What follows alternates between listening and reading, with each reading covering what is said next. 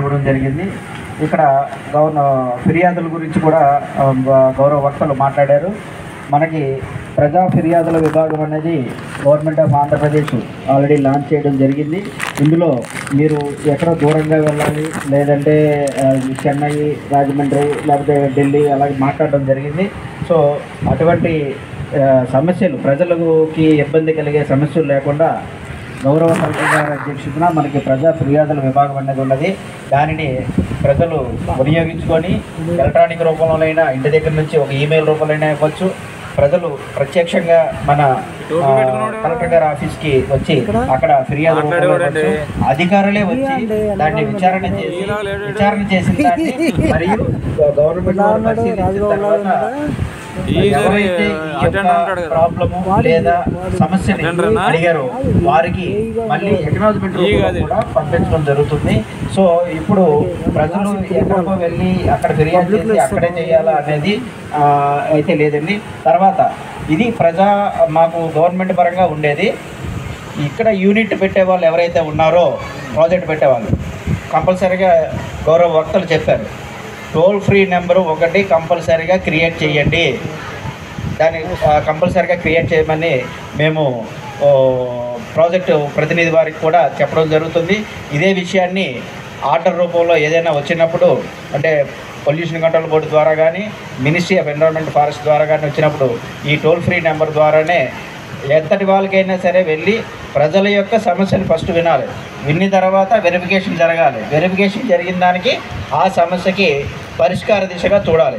అది మనకి ప్రాజెక్ట్ ప్రొపరెంట్ నుంచి వస్తుంది, గవర్నమెంట్ నుంచి వస్తుందా, లేకపోతే ఇవన్నీ కూడా ఈ యొక్క సమస్యలన్నింటినీ కూడా క్రోడీకరించి దాన్ని పరిష్కార దిశగా ఆలోచించే విధానంలో ఉంటుంది.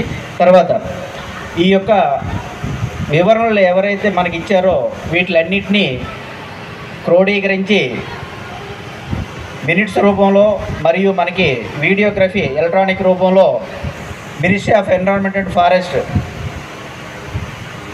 Climate change, government of India, భారత ప్రభుత్వానికి జిల్లా కలెక్టర్ గారి ద్వారా మనం పంపించడం జరుగుతుంది. తర్వాత ఇదొక ప్రాజెక్టు యాక్చువల్గా స్కోపింగు, స్క్రీనింగు, అప్రైజల్ ఈ 3 విధానాలు దాటి వచ్చిన తర్వాత, అప్రైజల్ అయిన తర్వాత వాళ్ళకి సర్టిఫికేట్ ఇవ్వడం, దాన్ని ఎన్విరాన్మెంట్ క్లియరెన్స్ అంటారు, క్లియరెన్స్ ఇవ్వడం జరుగుతుంది. సో ఈ యొక్క అన్ని దశలు దాటుకొనే వస్తుంది.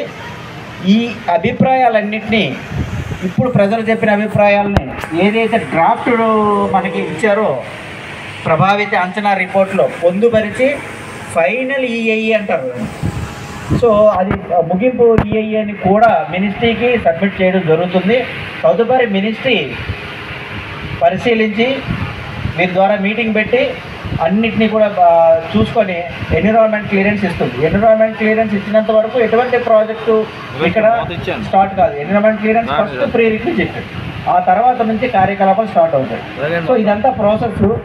ఈ యొక్క ప్రాసెస్లోనే మనం ఎన్విరాన్మెంట్ పబ్లిక్ కన్సల్టేషన్, పర్యావరణ ప్రజాభిప్రాయ సేకరణ మన కవిటం బ్లాక్కు సంబంధించి కవిటం విలేజ్లో మనం పెట్టుకోవడం జరిగింది. ఇవన్నీ కూడా మేము గవర్నమెంట్ ఆఫ్ ఇండియాకి సబ్మిట్ చేయడం జరుగుతుంది. ఈ యొక్క కార్యక్రమానికి విచ్చేసిన జాయింట్ కలెక్టర్ గారు, మన పశ్చిమ గోదావరి జిల్లా జాయింట్ కలెక్టర్ గారిని ప్రజలను ఉద్దేశించి మాట్లాడవలసిందిగా కోరుతున్నామండి.